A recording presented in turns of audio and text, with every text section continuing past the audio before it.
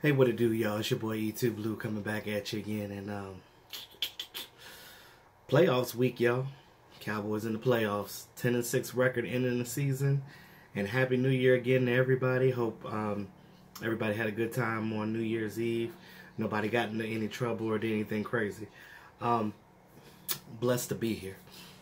But Saturday night, 8:15, we take off against the Seattle Seahawks. Cowboys Stadium, AT&T Stadium, 8:15 Eastern Time. And I don't know about you guys, but I'm excited. It's a lot of talk about the Cowboys this week, you know, about Dak, the team, Zeke. You know, analysts out here talking about, you know, some are saying that the Cowboys will win. There's other haters that we already know their names, which we don't even need to speak on. They're always the one that's saying, oh, the Cowboys are not going to do anything. They're just going to be a team that makes it to the playoffs and then drops a dud. But we hear it all the time from other fans of other teams, and hell, even some Cowboy fans say it too. But those are the Cowboy fans that I don't really like to associate with because they're negative Nancy's, and we don't need them. So with that being said, just a couple of things about last week's game. So Blake Jarwin with his game, I mean, the best game in his career so far, coming out there and scoring 3 times, 3 touchdowns. And, you know, it makes you think, like, how come we didn't use him earlier in the season? He won Offensive Player of the Week, and kind of a fun fact, he is this first time in franchise history that a Cowboys tight end has won NFC Offensive Player of the game of the week.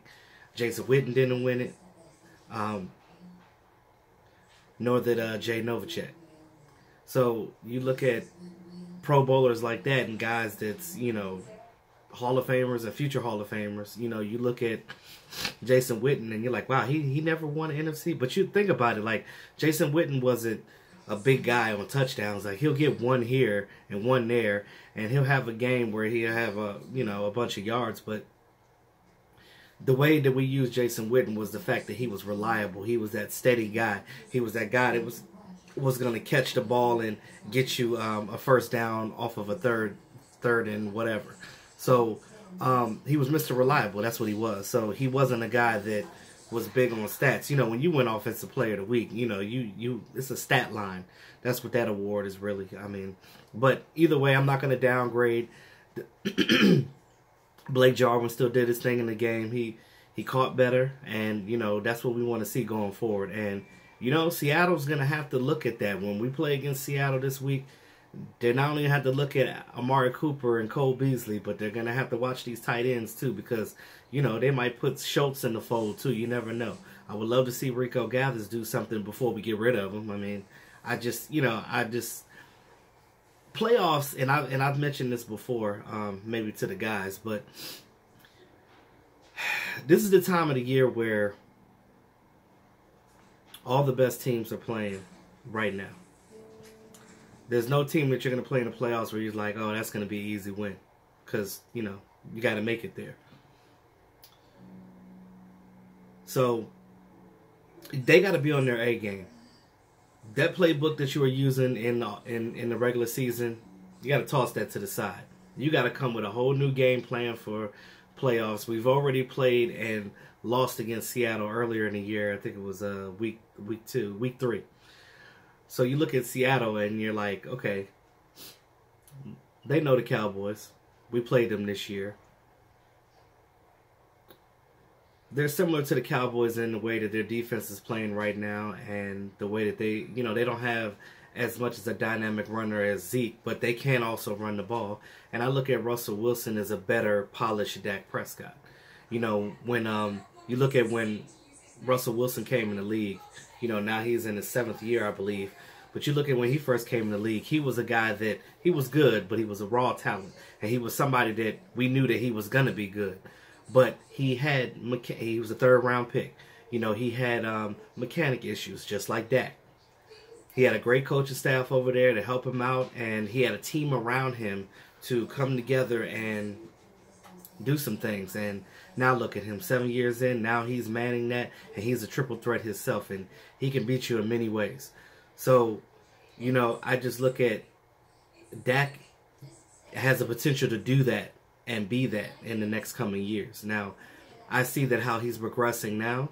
I think that, you know, with time under his belt and having the right people around him, I think that he's going to perfect his miscues and be a much better quarterback than he has been. Now, we know what he can do. You see what he did in the last game. We've seen it in 2016. We've seen him do some of these things in college. So we know that the talent is there. We just have to mold him to be consistent with it, and hopefully, you know, Linehan will allow him to open up and do these things. But like I said, in the playoffs, you got to bring your A game. There's none of this, oh, we're going to be conservative crap. You got to go out there. You got to be aggressive. You got to punch him right in the mouth. You have to dictate what goes on that field first. Be aggressive, come out and play hard, and play your game. On defense,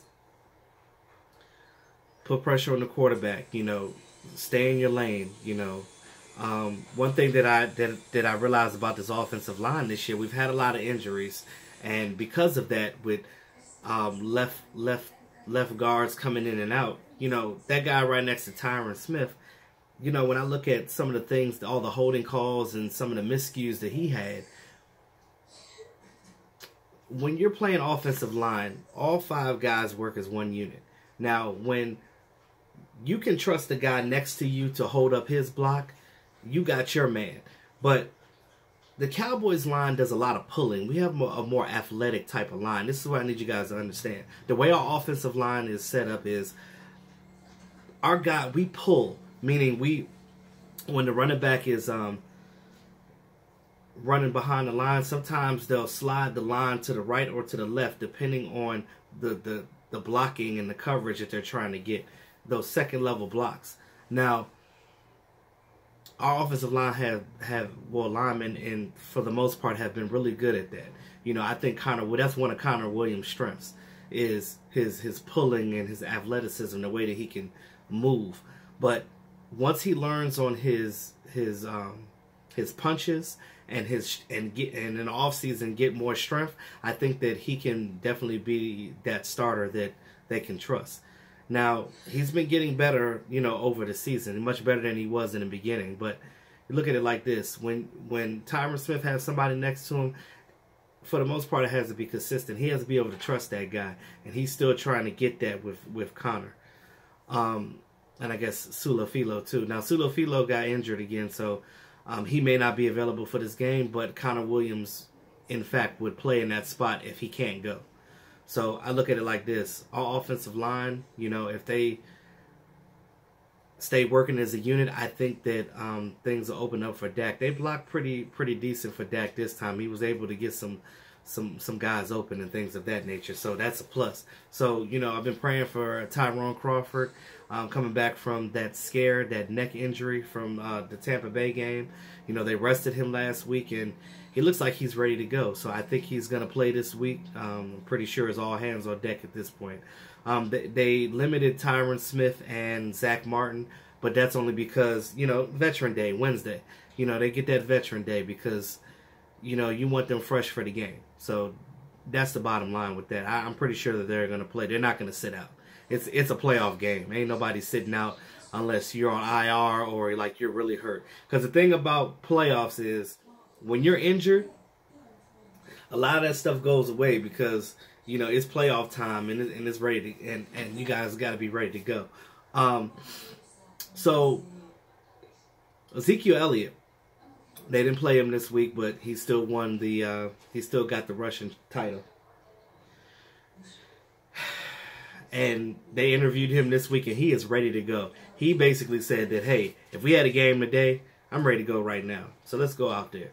So I'm looking forward to see him. I'm pretty sure it's going to be a lot of heavy Zeke, running, screens, put Zeke on a wheel route. They had Zeke on a wheel route one game this season, and it netted a 20-yard pass down the field, which I've never seen him do before. But in the playoffs, this is the time to do that. You do things that you don't normally do. You pull out all the stops. You pull out the trickery. This is what you practice for. So, you know, because Seattle's going to be ready. And one thing about Seattle, their defensive line cannot outbody our offensive line, but one thing that they can do is that they're smaller and athletic, so they're going to be throwing things at you. They're gonna come at you from different ways. So, you know, Mark Colombo, get that offensive line together, bro, because I'm telling you right now, the Seattle Seahawks, they're going to be coming hard and fast. They're going to get their linemen pulling. They're going to be, you know, filling gaps and trying to get places. They're going to bring their linebackers down on some blitzes and things of that nature. So this line's got to hold up for this week. So I'm feeling good about it.